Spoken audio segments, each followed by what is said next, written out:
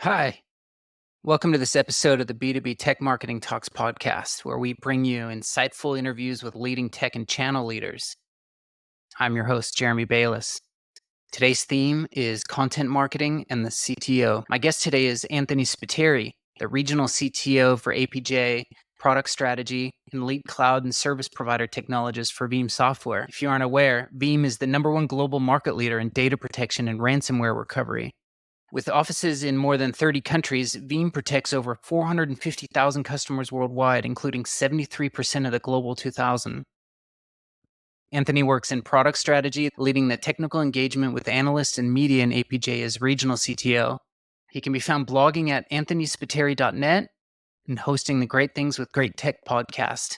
Links to these will be in the podcast description below.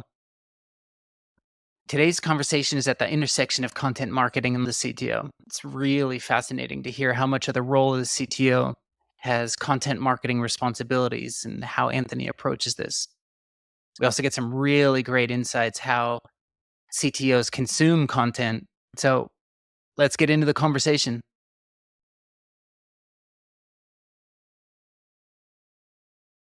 So, Anthony, really keen to hear about how you got started. You're regional CTO for Veeam now.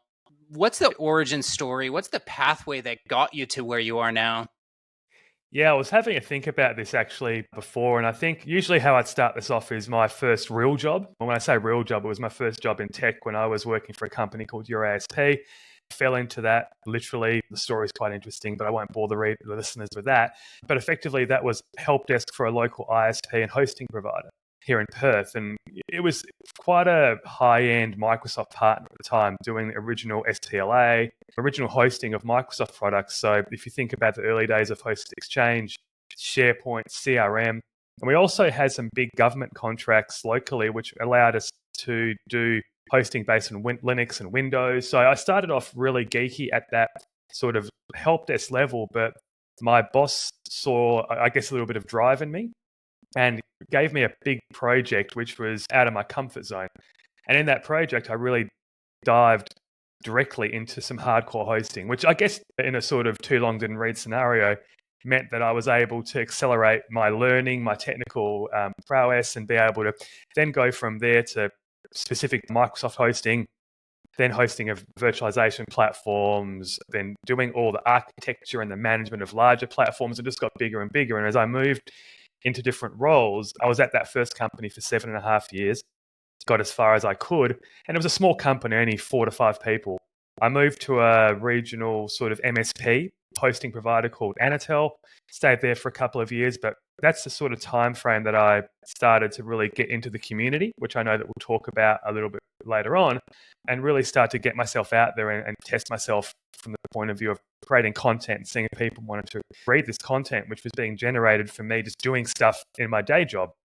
And then from there, I went to a company called Zetagrid, and that's where I really started to grow up in my career and learn about the value of vendor interaction, playing the marketing game, playing the game of relationships, and at that stage being taken out by vendors because I became a key decision maker in that platform. Zetagrid is a great VMware and Veeam hosting partner. We had some really big infrastructure around the country, which is now for them gone into APJ. But through that, really got great exposure to a lot of good vendor relationships, which led me to my job at Veeam. And Veeam has now been 7 years, and really started at Veeam as a I guess you could call it a traditional content creator, tech marketer, evangelist. So that was really what we did at the start, was basically what I was doing before from a blogging perspective. I was now effectively getting paid to do that, which I always thought was really strange, right? But I enjoyed it and took it on board. And I guess fast forward to now, the CTO role is really just an evolution, I think, of growing up in this industry and changing and making a conscious decision within myself to not always want to be that technical guy that's doing the content writing. As much as I love creating content and interacting at that level and being the demo guy, I really thought to myself that as your career progresses, what do you want to do? And I think stepping up the conversation with a more business focused outcome, that was where I wanted to go. And through that, we had the opportunity to be the regional CTO of APJ under the CTO in the product strategy group at Veeam. So I guess that's a long-winded way of saying that my growth has been interesting, but I love the fact that it's a dynamic industry, and that's what's enabled me to be at this point in my career today. Now, we've known each other for a while. I was trying to reflect on how long. I think it's been 8 to 10 years now. Yeah. You were blogging before I met you. You were already well down the path of your own personal blog. And I remember from very early on that blog itself was a early days platform / springboard in how you were responding to what was happening in the community, how you were talking about topics and events that were taking place or product launches. Since then, you've founded and managed a series of podcasts. You've got a relentless speaking schedule. With so much time spent communicating complex topics, has that been something that you've felt has been organic, or have you actively been working on the communication side of it because it's such a big part of your life? Yeah, look, I've had no formal training. I tell a lie. I think we had one session when I started at Veeam about being an official spokesperson. You need to know the rules and what not to say, and hopefully not what we call a revenue generating event, right? Saying the wrong thing. But I think that's probably the only training that I've had officially. I think it's just been a natural progression in terms of body of work from the content that I created as a blogger, which I mentioned before, really started, I guess, back in the Microsoft days in that community where I was just interested in how stuff worked, and then taking a platform like Exchange. And Exchange Server was a bit of a complex beast, but we turned that and we were able to take the product and kind of make it do stuff that it wasn't supposed to do. And that was the early days of hosting, and we would host Exchange. And through that, it was like, okay, if we're doing certain things in the back end to make this platform do what it's not supposed to do, maybe other people are interested in that. And what's interesting in that is that some people will go down one of two ways. Either you keep that close to yourself because there's currency in knowing what other people don't know, and that's your IP as such. Or you can go the other way, which is basically you become a sharer of this information, which helps other people learn and grow and develop. And I think I made a conscious decision to be that other person who shared. And I think that paid off massively. And especially then, like you said, 8 to 10 years ago, actually it's more like 13, 14 years ago, when I stepped out of the Microsoft community into the VMware community, that's when it blew up, because all of a sudden that was a much larger ecosystem. It was new, so it wasn't as established as Microsoft.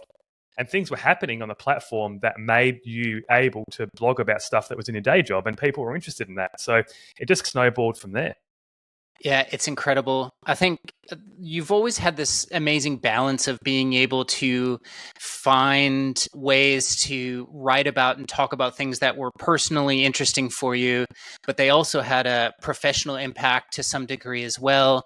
And I remember you telling me years ago as well that you've also enjoyed a certain sense of freedom from whomever you were working with to also take personal positions on certain topics, where I know for a fact other companies would have gone a different pathway and shut it down from a corporate affairs perspective, or needing to ensure that every personal post was in alignment with a larger brand. But I always got the sense that you've had that freedom and have been able to thrive as a result. Is that fair to say? I think it is. And I think what's the terminology or the saying is that bad news is good news, and making headlines gets clicks and views and interest. And I think that definitely was the case. And I'm a bit of a challenge, a status quo guy by nature. It's always been my position in life and one of my ethoses. And in every aspect of what I do, actually, I just don't want to be that sheep that just goes along with the flow. I want to challenge it. And I think I did that early on, especially when it came time to, if it was a very specific one where VMware released a competing product to what we were doing as a hoster. And I didn't like that for a myriad of reasons. And I thought some things were going down that were a little bit dodgy.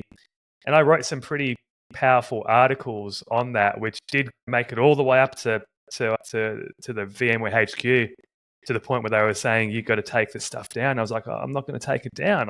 People are reading it. It's getting their views. People are generally interested in what I have to say.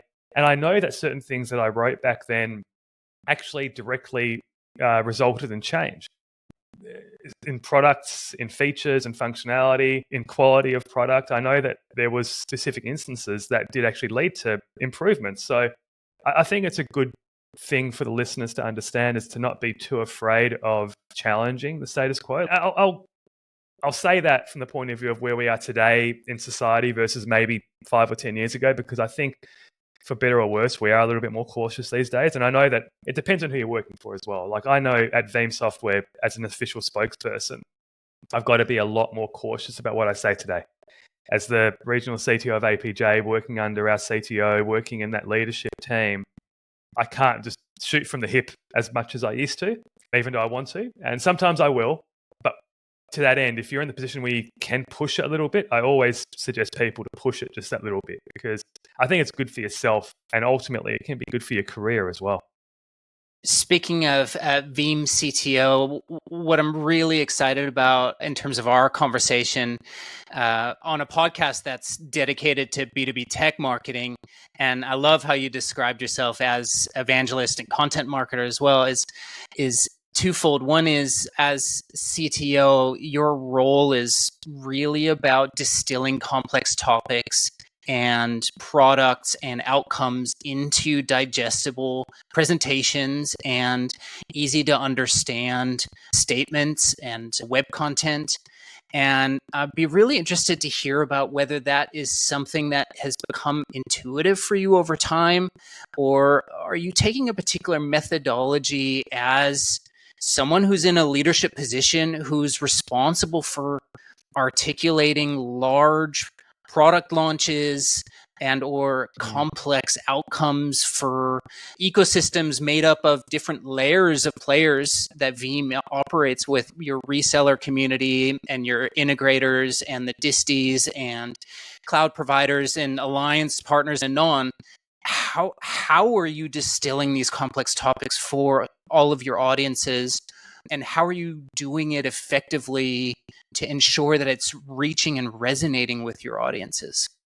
Yeah, it's a great question, because I think what I've come to understand, especially since taking this change in direction of the role, which is more talking about business outcomes versus the tech. As a traditional geek, like, I love talking about the knobs and dials, and I actually took pride in myself being a little bit different early days when I was doing this as an evangelist or as part of the technologist in this team, talking of real deep tech. Like, oh, have you heard about this version 12? We've got this awesome new feature in there. It's direct object storage, and it does this, and at the back end we've done this. And I think that's good for a certain subset of people that you talk to. But I realize that the more that we move up in the world, you have to change your level of conversation. And I think the last year to 18 months, it's been more about talking about the business outcome, because we are talking to different people now. So it's definitely something that I've had to make a very mindful change to the way that I like to approach conversation and distilling of information, because ultimately what I'm trying to achieve and who I'm talking to is now different than what it was maybe 3 or 4 years ago, and certainly when I started. It's not to say that I still don't have these deep technical geeky conversations with certain people, but when you're sitting in a room where there's the finance guy, the app owner, there's the security guy these days, there's the CEO, the CTO, you have to talk at a different level, because they only want to hear certain things, and they don't care about the bells and the whistles and the knobs and the dials. That has been a challenge, and something that I'm conscious of as this role kind of evolves. But overall, I think, to your point about how did I get to this point, I think it's just an evolution and getting better all the time, and just making sure that I take pointers. If I go into a meeting and it hasn't come out the way that I would have thought because I've said something that they don't want to hear, because sometimes when you walk into a room in this industry, IT is full of egos, right? It's huge egos, right? What do you know? What do I know? I know more than you, surely. And typically when you're walking into a room from an organization, the people sitting across from you think they know more than you. And maybe they do, and that's cool. But you have to still act as the professional in the cool way who knows more about them for what they want to talk about from a Veeam perspective. So that in itself is a huge skill that I think I'm still perfecting. I also get the sense from watching you from afar, as well as being a rabid follower of everything that you publish. I do get the sense that you're coming from a place of humility as well, that you're just so deeply excited about the ecosystem and the community that you're not trying to one up an alpha executive. You're trying to position in the context of the problem and the solution. And I've seen an evolution in your content as well. Would like to take this opportunity to ask a question about a huge rollout that you guys did in the last year when you brought V12 to market. And the reason why I wanted to bring this one up is just the sheer size of that rollout. I would imagine would have been challenging to understand how to communicate the breadth of it and how to prioritize the value of this rollout and the various outcomes. To whatever degree you can talk about it, could you talk about what that process was before it went live and how you're trying to distill this all into something that can be published and talked about? Yeah, I love the question because I think if it's an event or a launch or whatever, the public and your partners and customers just see the event, they see the launch, and it just looks like everything magically happens, right? And it's all there, and all the content's there, and the messaging's there, and it's all good. But there is a ton that goes behind it, and you're right. There's a lot that I think every company does it differently. So I think generally speaking, how we do it is there's a definite cycle. So we know that the 12 release we had that out. So we know that in a certain part of the year we're getting alpha code out where we can test the product, where we put it out there for initial feedback, and then we're not just talking about one product here. When we do a full data platform release, we're typically releasing 7, 8, 9 product updates in one. And just in that Veeam backup and replication V12 release, there was 500 plus new features and enhancements that we had. So you're right, there's a lot there. And so in that we have the R&D, we have the technical side of it, we have the first dissipation of information that we have to go through. And what we do in product strategy still, part of our function is to be that conduit that kind of converts it from a really technical heavy document or conversation to something that our product marketing managers can understand. So we work very closely with certain people within product marketing. We each have an area of specialization, me being hosting in my background, like I talked about.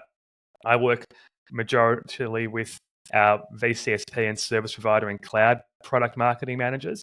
And then what we do is we spend months looking at the features and then trying to roll that up into maybe 3 or 4 headlines. We call them pillars. And then we put under each pillar, we put a summation of what we think people will want to hear that makes the product seem good, useful, and also, I guess, making sure that it's a positive release. So that kind of is maybe about 6 months worth of work. And then from when that's done, it needs to almost flip back and go to general marketing. So the top level marketing, the marketing leadership team, who will typically have a top level message, which is sometimes disconnected from the actual technical capability. So a marketer, the CMO, the regional marketing guys will have an understanding of what they want to talk about because they're reading the market from the outside and they're knowing what the market is talking about. So as a great example, in this 12.1 release that we just did, there was a heavy focus on cyber resiliency, radical resiliency, and this was the top line messaging, right? So we had to shoehorn what the market was saying with what the product release was. So that's a massive challenge as well. But at the end of all that, you've got a document. The document is there. That has the official messaging. We then write the blog post. We create the content. We do launch webinars. We have internal training as well. So the majority of the technical people and the salespeople within the company can be aligned with what we're saying. Back to the point about some level of freedom.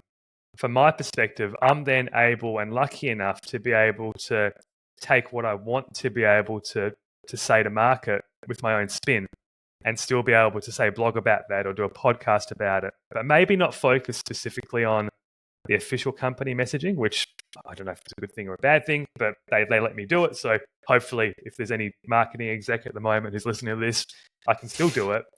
But I think it works. It works well because I think what that means is you're creating 2 different levels of content, one which is official and definitely towing the company line, and it's the body of all the work that you've done for the last 6 to 12 months to get it out there. But then you can also take that, and if you think about the two personas that I've come from, the heavy technical guy and the regional CTO guy now, I think both of those directions actually cater to both of those audiences as well. And then I can be as flexible as I want with the content. I'm really fascinated by that, having that sort of duality, because yes, it's critical to be part of the engine that is ramping up to deploy messages that have been blowtorched for half a year to a year across so many different departments within the company, and needing to be participatory in the rollout of that messaging in a way that is aligned with your peers and colleagues. But then at the same time, to be able to take that and drill down into aspects that interest you most in the context of what is potentially not on the radar of the company, that seems like it would be very fulfilling for you to be able to swap back and forth and talk about what matters most to you in a stream that has more freedom to it. Yeah, that level of autonomy is definitely good. Again, being honest about it, I don't know how long it lasts though, because I think we are moving more into this world of just absolute straight line correctedness and the message, and we see that a lot. And though that said, you look at what's happening with what Elon's doing and how he's taking a different aspect on this and really trying to, challenging massively the status quo that's been instilled in corporate America for the last, and that's obviously corporate America is reflective of the world effectively, because that's kind of Australia runs that way and Europe leads off it, and Asia to a certain extent, right? So him challenging that might set it on a different path, but ultimately I can see a day where I might have to stop doing that. I hope not, because I think I'd be poorer for it, but I think also if other people stop that, because I know other people do it in the same way, right? I'm not the only one. If we don't allow that, then I think we're cutting off a very important stream of content and a different type of marketing, which hits differently, right? I think that's what it's all about. You're hitting people in different ways, and level of trust. Okay, do you want to listen to the corporate message, which is official, which has been worked on for 6 months and has worked to an inch of itself? And then some people might go, it's corporate. Do I really believe it? Or do you want to listen to a message which is a little bit more authentic? And I think that's the level that I try to work on at that sort of blogging content. Can I be authentic while still towing as much of the corporate as I can? It's a challenge. Yeah, it is. And I think what would be beneficial for marketing organizations within multinationals is looking to understand how can that freedom be enabled and potentially supported in such a way that the corporate messaging moves potentially closer towards this personalized, personable, community-led type support. It's hard because you're starting to jettison different marketing metrics that have been around for a very long time.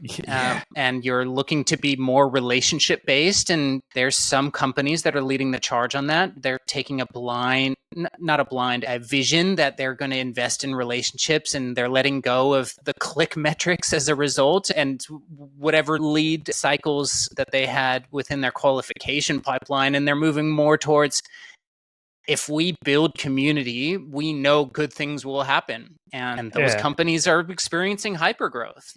Yeah, and that's Veeam. If you look at Veeam as well, Veeam's got a very strong community. We've made a very big, Ratmir Timoshay, our original founder, he was huge on making sure that the technical decision maker was a focus. And that's where programs like the Vanguard program started, which was a very specialized project hitting our core champions in our partners and our customers to make sure that if we do well by them, they do well by us, and it's self-fulfilling. But what they do is they create the noise. They're an extended part of our marketing team because they love us. We look after them. But to that end, the product is still good enough that they don't have to sell themselves and tell lies to get what they get from the benefits of that particular program, as an example. And then on the flip side, what we get from that. The companies and VMware, again, going back to my origins, VMware nailed that in the late 20 noughties and 2010s when they knew that they had this enthusiast community that they could tap into, and therefore created the V Experts, which is it's still running now as a Broadcom entity.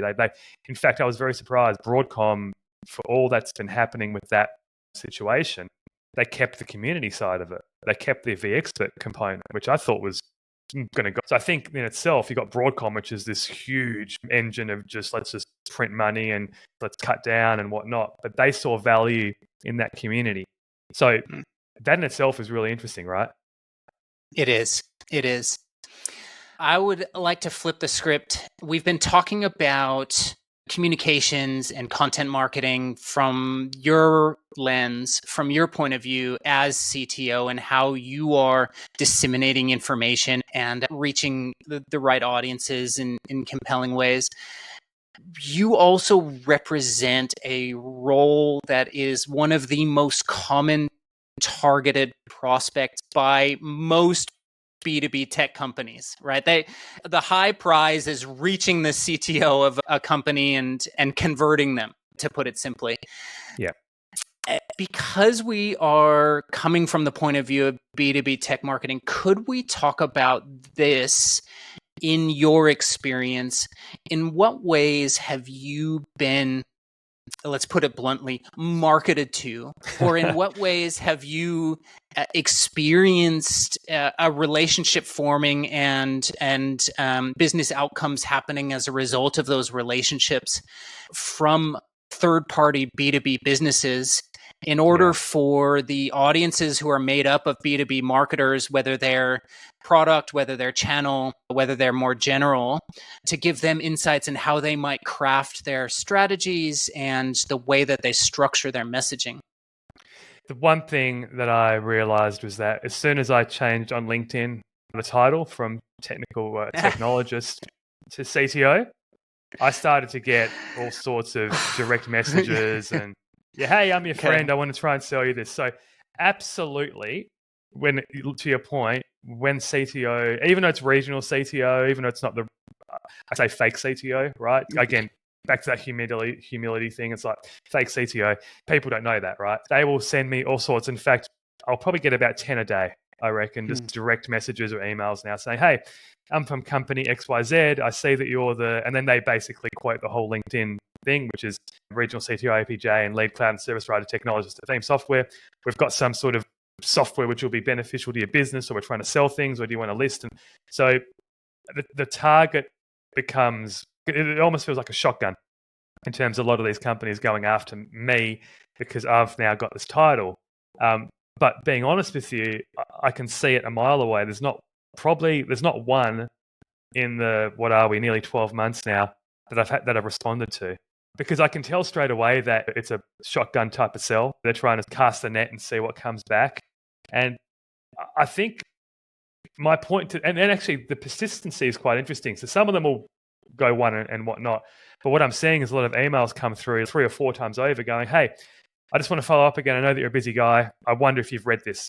And then a couple of weeks later, hey, I noticed that you haven't read that last email, but could we organize some time to chat? And so the persistence is interesting. And I kind of wonder sometimes, is it real or is it a bot doing it? Is it now AI doing that, which potentially it could be?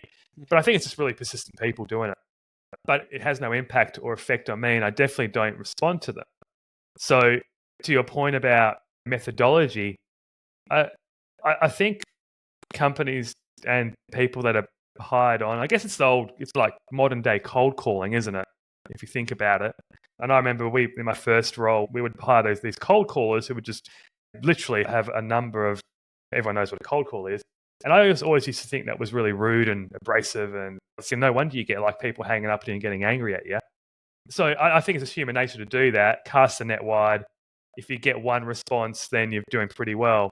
But as a person who has that title, it does get quite annoying. And I don't know what the answer is to make it better, right? Because I haven't got the power to bring on a new ERP system, as an example. I'm not in that. That's our CIO at Veeam and corporate HQ, because they look after internal systems.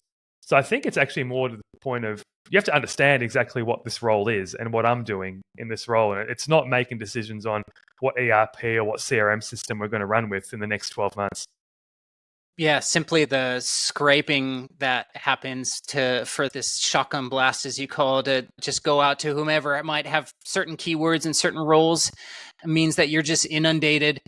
In what ways, as you reflect on how something could transpire to start a conversation, what would that look like? How would someone who has a relevant offer that can solve let's say there's an actual problem Yeah. that is within your tech stack, how would that person get on your radar? The cold messaging doesn't work.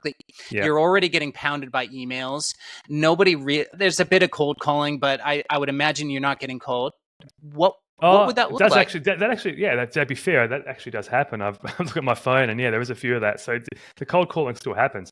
I think, from my perspective, where we sit in product strategy, we're all about the partnerships, and I'm always looking at new technologies, right? And from that point of view, it's like, and Veeam's an ecosystem player. We're a software-driven company that has a ton of ecosystem play through our resellers and through our key partners. So where I would be interested in is if a company comes to me with some compelling new technology, which is in the space of data, AI, modern platforms, something that's going to tweak my interest. And then from a personal perspective, it's twofold, right? Because I go, if they interest me from a Veeam perspective, from an ecosystem play, then maybe I could have them on the podcast. I could have them on Great Things with Great Tech, because that would make a really cool story as well. So, yeah, it has to be a very specific sort of niche approach for me to even take a slight interest in it, because everything else I'd write off. So, yeah, it's a tough question. But again, I don't think I'm in that traditional CTO role in a company either. It's a different type of CTO, right? And I think that's what they obviously don't know at the other end. So if people understand what a CTO that's regional, working under a product strategy office of the CTO at a vendor does, it's very different to what a CTO would do in an organization that's a more traditional sort of non-vendor based org.